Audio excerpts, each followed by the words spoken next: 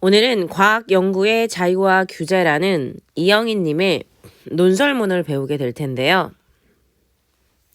논설문이라는 것은 설득하는 글쓰기고, 즉 글의 목적이 주장하는 거예요. 즉 주장과 근거를 제시한다라는 거, 즉 주관적 가치가 개입된다라는 거 기억하셔야 합니다. 볼게요. 예증적 과학이라 그랬는데, 즉 주장, 즉 자신의 가치를 개입을 하여서 근거를 제시함에 있어서 설득력을 갖추기 위해서 예시를 제시하면서 끊임없이 증명을 한다라는 게 예증이고, 얘가 제목 자체가 과학 연구의 자유를 제재고, 그 다음에 과학 연구에 있어서 자유와 규제, 얘가 즉 제목이라는 뜻은 굉장히 과학적일 수밖에 없어. 그 다음 볼게요. 주제, 과학 연구에 있어서 자유에 대해서 찬반 입장에 대해서 다룰 것이고, 세 가지의 특징은 꼭 기억하셔야 되는데, 대립하는 입장의 주장과, 그렇죠, 당연히 논거를 제시하고 있다는 거가 특징인데, 그중에서 대립하는 입장, 시간의 순서에 따라 입장과 관련된 사회 역사적 배경의 변화를 제시하고 있다는 거. 다음 마지막, 상반된 주장을 절충한다라는 것은 중간 단계, 얘랑 의견이 너무 대립되다 보니까 얘네 둘을 약간 믹스해가지고 절충하여서 대립할 수 있는 방안 모색의 필요성을 제시한다라는 거, 그거 기억하시면 돼요. 자, 그러면 이 글은 어려운 글은 아니에요. 어려운 글은 아니고 상이라고 써버렸네. 하중 혹은 하하 난도의 글이라 편하게 보시면 돼요. 서론을 볼게요. 본론하고 결론이 있는데, 인간 배아 복제에 대해서 과학기술이 발달하니까 찬반 입장과 그 논란의 이면에 자리하고 있는 과학 연구의 자유에 관한 쟁점, 즉 과학기술이 개발을 됐는데 생명윤리에 근거하여서 인간의 배아 복제와 관련하여서 일단은 찬반 입장 모두 다 제시하고, 그럼 이와 관련해서 과학 연구의 자유가 관한 어디까지인가에 대해서 쟁점을 제시하고, 그 다음 자유와 제한에 대한 팽팽한 두 대립점에 대해서 얘기하고, 마지막에는 적절하게 그 절충에 대한 입장을 제시한다고 합니다. 자, 그러면은 서론, 본론, 결론, 이 글은 총 3단 구성으로 되었는데 같이 한번 보도록 할게요. 과학연구의 자유와 규제. 이미 제목에서 보는 바와 같이 이렇게 두 가지가 제시된다라는 거. 1996년 기억이 납니다. 7월 5일 세계 최초로 복제된 포유동물인 돌리가 태어났다. 돌리는 다 자란 양의 차세포에서 채취한 유전자를 복제 만든 양이다. 복제양 돌리였죠. 그래서 이후 돌리를 생산한 기술을 응용하여 인간 유전자를 지닌 폴리와 몰리가 탄생했다. 폴리와 몰리인데 인간 유전자를 지녔어.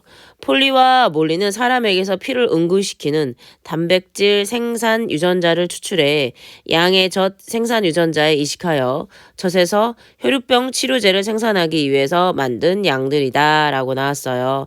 자, 그러면 얘가 조금 달라요. 지금 돌리도 나왔고 폴리랑 몰리도 나왔어요.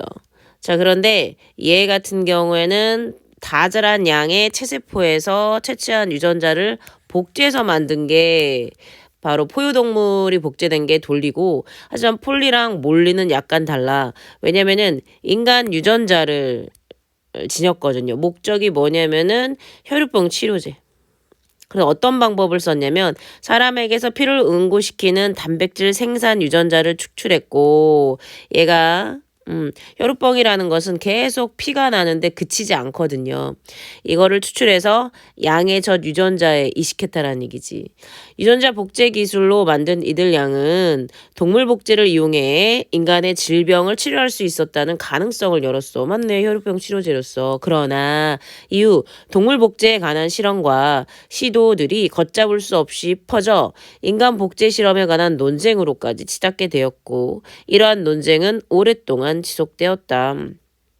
결과적으로 폴리랑 몰리로 그냥 끝난 게 아니라 계속 실험하고 시도들이 퍼졌다라는 얘기죠. 이 논쟁의 이면에는 중요한 문제가 자리 잡고 있었는데 그 쟁점 드디어 소개하시네요. 과학자의 연구의 자유를 어디까지 제한해야 돼?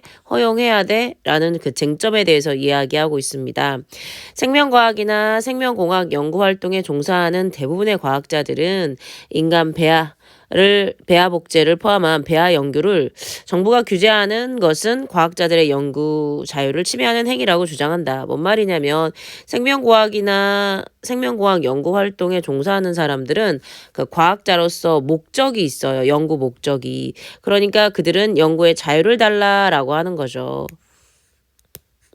보통 사람들의 입장에서는 이거는 인간 배아도 어떻게 인간이다라고 생각하는데 그들은 이렇게 주장한다라는 거죠. 과학 발전은 인위적으로 막아서는 안 되며 과학자의 자유로운 연구를 보장해라 라는 논리가 바로 연구자들이라는 거죠. 이와 같은 입장에서는 인간 배아 복제를 지속적으로 연구해 그 기술을 발전시키고 응용하면 암과 같은 난치병을 치료할 수 있으며 우리나라의 과학기술 경쟁력을 높일 수 있다고 주장한다. 과학자들은 결과적으로 이 난치병 치료할 수 있고 우리나라의 과학기술 경쟁력을 높일 수 있다라는 게 즉 분명한 목적이 있기 때문에 자유를 허용하다. 그러나 이러한 주장을 참성 입장 제시했고요. 그런데 이러한 주장을 비판하는 입장에서는 인간 배아 복제를 초래할 수 있는 연구에 엄격한 사회적 규제를 지금 반대하는 입장이죠. 이 제시문이 쉽지만 이런 것들이 선지가 나가면은 굉장히 기분이 나쁘고 우습게 여겼다가 나갈 경우가 있으니까 잘 꼼꼼히 해봅시다. 이들은 인간 배아 복제가 엄연한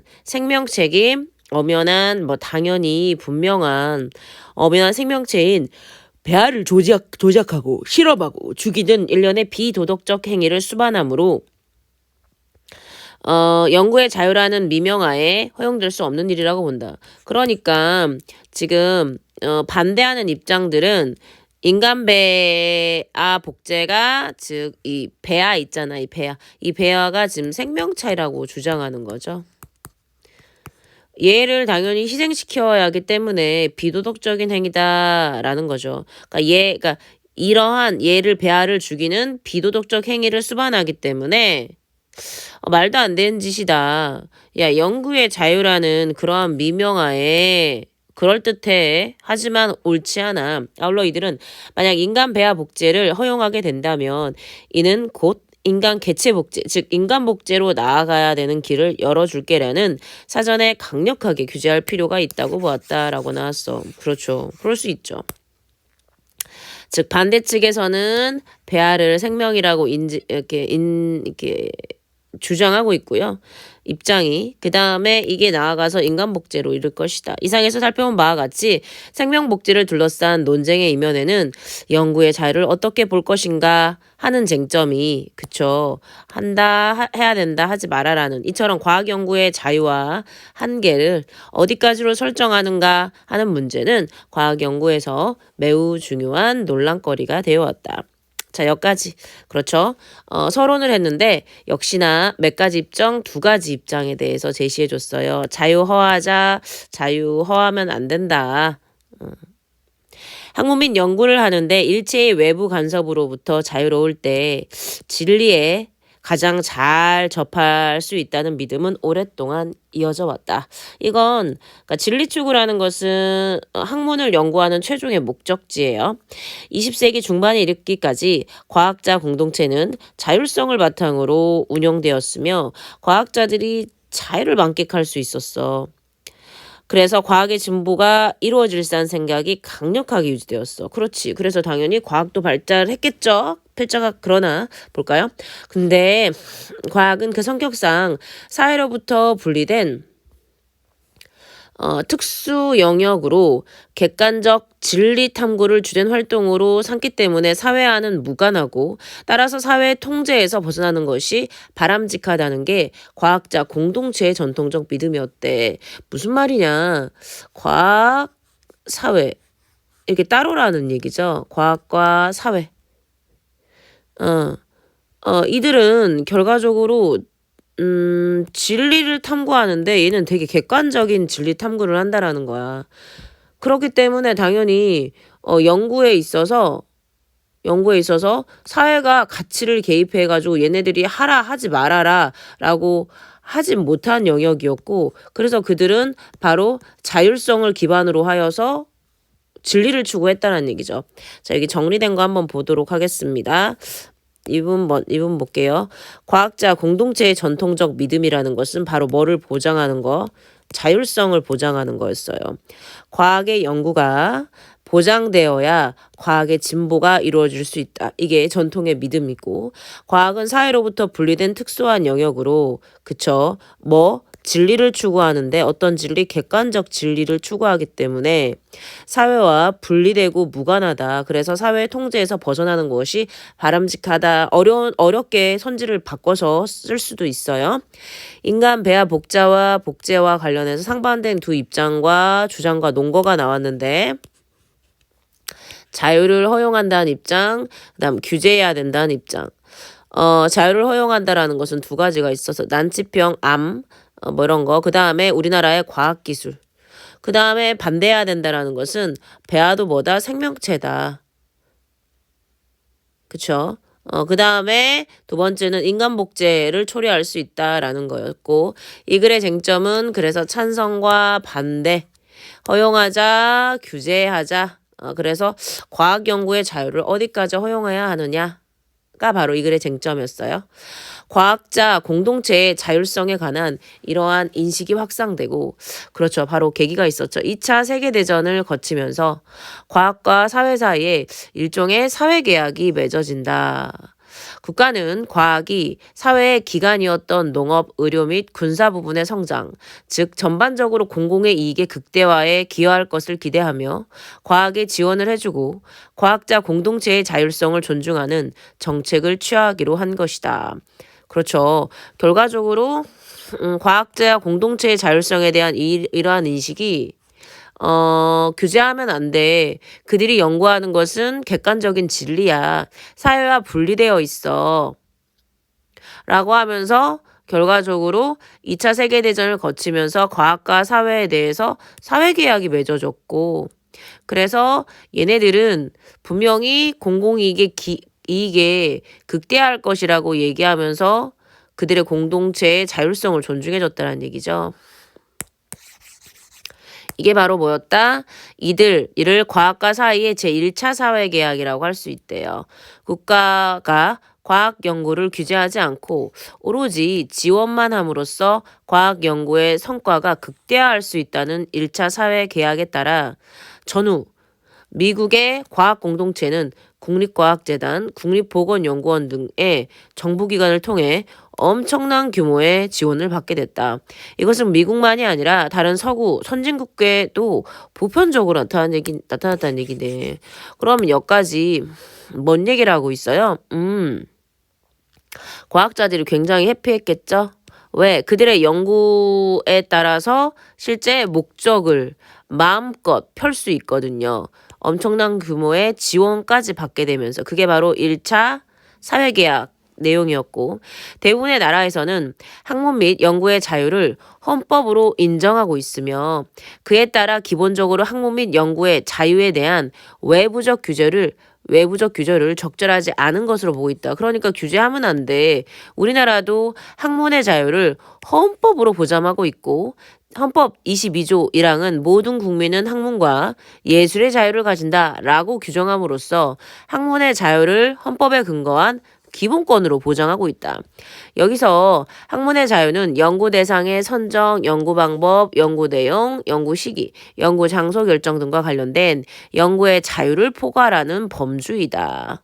범주라는 것은 넓은 뭐 테두리 안에서 여기서부터 여기까지 뭐 이런 거. 그러니까 자유롭게 여기서부터 1부터 100까지 해도 돼.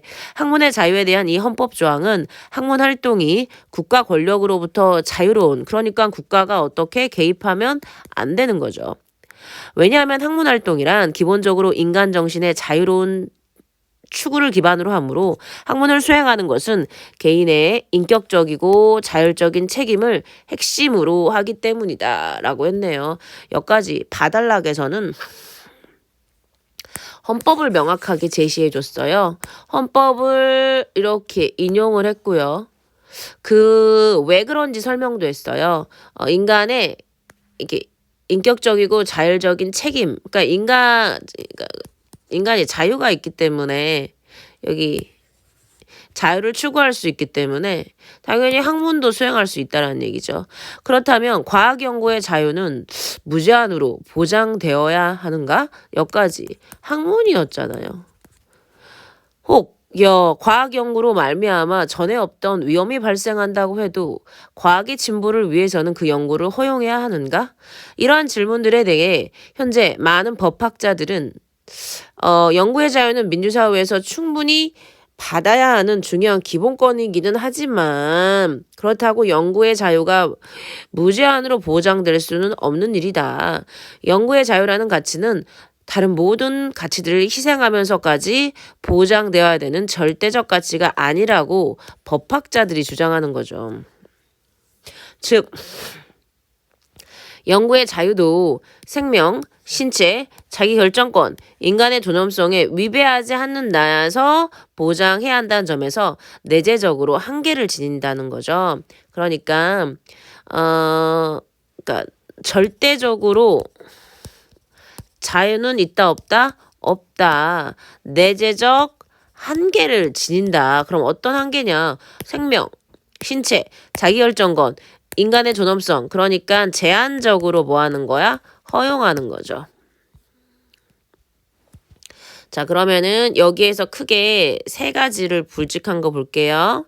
1차 사회계약에 관한 건데 1차 사회계약이 맺어지게 된 사회적 역사적 배경, 즉 과학자 공동체의 자율성에 대한 인식이 아까 확산되었고 2차 세계대전을 거쳤어. 그래서 결과적으로 1차 사회개혁을 맺었는데 왜냐면 과학이 공공의 이익에 극대화할 거라고 기대를 한 거거든. 그래서 뭐만 했어? 이렇게 지원만 했어. 그래서 과학 공동체의 자율성을 존중했지.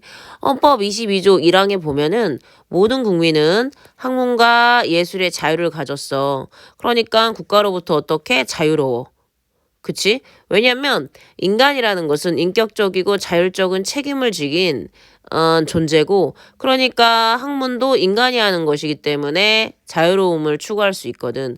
그러니까 과학 연구의 자유를 헌법 조항이 뒷받침하고 하도록 명시되어 있다라는 거지. 근데 법학자들의 견해가 나왔어. 연구의 자유는 이렇게 보장되는 게 맞아. 오케이. 하지만 무제한은 아니야. 즉 절대적 가치가 아니야. 왜냐면 다른 것들이 다 희생되면서 적재적 가치를 보장할 수는 없어. 그 다음에 내재적으로 한계가 있어. 생명, 신체, 자기결정권, 인간의 존엄성에 위배되지 않은 한에서 뭐한다? 존중해줘야 된다라는 거였지. 이제 마지막 페이지 볼게. 20세기 중간을 지나면서 이성과 진보의 화신이라고 믿었던 과학이 이성과 진보의 화신이라는 것은 이성과 진보의 살아있는 어떤 생명체? 여기 화신 볼게요. 어떤 추상적인 특질이나 구체화 또는 유행화된 것, 악의 화신, 악마인데 얘를 형상화한 거, 이성과 진보를 형상하게끔 한 게 믿었던 그 과학이 사람들은 굉장히 자율성을 존중해줬잖아요.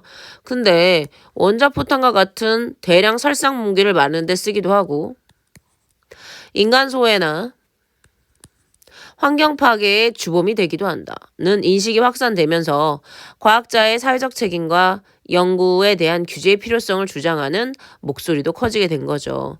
전에는 그렇지 않았는데 이러한 목소리는 1980년대 이후 과학과 사회 사이에 2차 사회계약이 새롭게 맺어지면서 더 커졌다. 2차 사회계약이란 바로 산학 협동이라고 하는 과학의 산업화와 상품화가 가속화되는 경향을 의미한다. 이 새로운 사회 계약하에 대부분의 과학 연구 활동은 산업적 이윤 증대와 국가 경쟁력 제고에 기여하는 한에서만 지원을 하게 받게 된다. 지금 2차 사회 계약이 맺어짐에 따라서 여기 산업 중 과학 이렇게 이윤을 이렇게 국가 경쟁력을 높이는 데만 여기 재고 한번 볼게요. 쳐들어 높임이라고 써 있죠.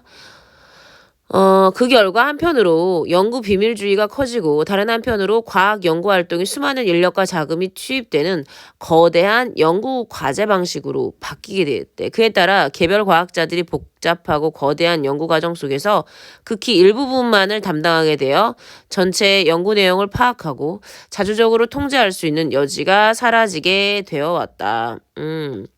즉 그러니까 지금 2차 사회 계약에 따라서 과학의 상품화가 가속화되고 있는 상황이고, 그러니까 이렇게 조그맣게 과학 연구는 불가능하고 현재 같은 경우 거의 거대 과학에 이루어진다라는 얘기죠.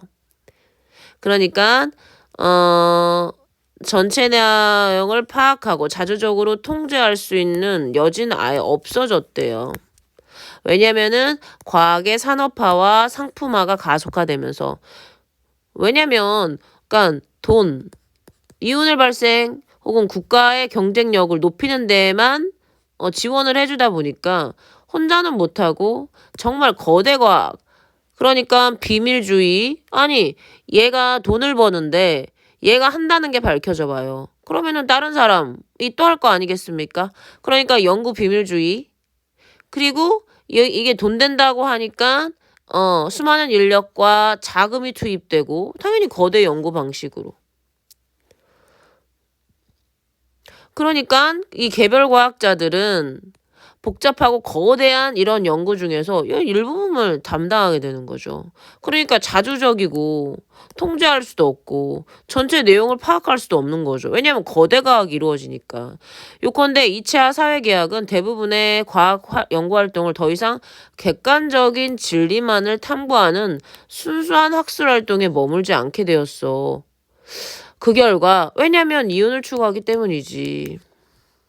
그 결과 20세기 중반까지 널리 퍼져 있던 과학 연구가의 자유가 절대적으로 보장되어야 한다는 담론은 사람들의 이렇게 거대한 이야기 이런 것들이 점차 사라지게 되었어. 왜냐면 과학의 목적 자체가 달라져 버리게 됐거든. 그리고 과학 연구의 자유가 중요하긴 하지만 과학 연구의 경우에 따라서는 규제되어야 하며 과학자의 윤리의식과 사회적 책임이 중요하다는 담론이 사회적으로 널리 받아들이게 되었어. 그러니까 여기 1980년대 이후 과학이 상업화됨에 따라서 여기는 객관적인 진리만을 추구하고 공공의 목적을 추구했는데 여기는 개인, 그러니까 산업의 이윤이나 국가 경쟁력을 높이기 위함이니까 당연히 자주적인 것도 없어졌고, 그쵸? 그 다음에 객관적 진리 탐구도 없었고, 그러니까 사회적으로 규제해야 된다라는 의견. 지금까지 본 바와 같이 과학 연구 방식의 변화와 더불어 연구의 자유는 절대적인 것이 아니므로 과학 연구에도 일정한 수준의 사회적 규제를 해야 한다는 생각에 설득력을 얻게 되었다. 그러나 외부의 부적절한 간섭을 받지 않고 연구를 수행할 자유 역시 매우 중요하게 추구해야 할 기본권이자 가치라는 점도 절대로 잃어버려서는 안 돼. 따라서 과학 연구의 절대적 자유냐 규제냐 하는 이분법에서 벗어나 두 개밖에 하나 택일 사회적 공동성, 사회 모두의 목적, 공동체의 이익을 위해 과학 연구의 자유와 그에 대한 규제를 어떻게 적절하게 조화시킬 것인가에 대한 우리의 지혜를 모아야 된다. 그러니까 아유 자유 해줘 규제해 이 얘기 하지 말제. 결과적으로 우리는 공공선을 목적으로 하고 있고 어떻게 하자 대립으로 여기지 말고 조화하자라고 글을 마무리하고 있어요. 자, 결과적으로 과학 연구에 대한 규제가 필요하다는 입장을 대두했는데 과학이 대량 살상 무기를 만드는데 실제 2차 세계대전 때 쓰였고요. 원자 폭탄, 인간 사회에서 인간이 소외당하고 환경 파괴의 주범. 그에 따라서 2차 사회 계약이 맺어져서 결과적으로 과학자들을 객관적 진리를 추구한다는 것만 생각해서 자율성을 보장할 게 아니라 규제해야 된다. 그러면서 2차 사회계약이 이루어졌는데 여기가 좀 중요해요. 2차 사회계약은 바로 과학의 상품화였죠. 산학협동, 과학과 산업의 협동 과정.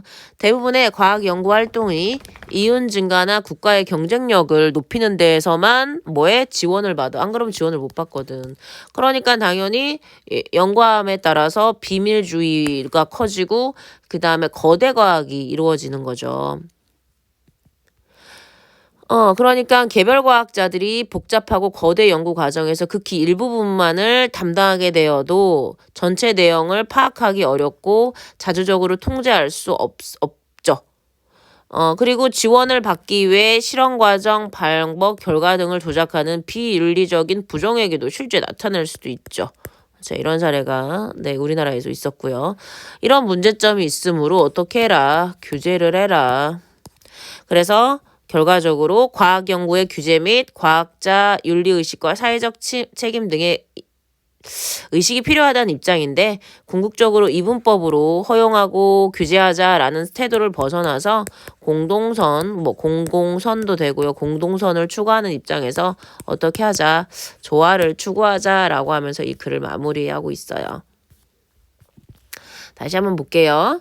특징 볼게요. 대립하는 입장. 허용하자, 규제하자. 주정과 논거를 제시했죠. 시간의 순서에 따라 그렇죠. 왜냐면은 2차 세계대전에서 1860년대 현대 사회적 역사적 배경의 변화를 제시했다라는 거 기억해야 돼요.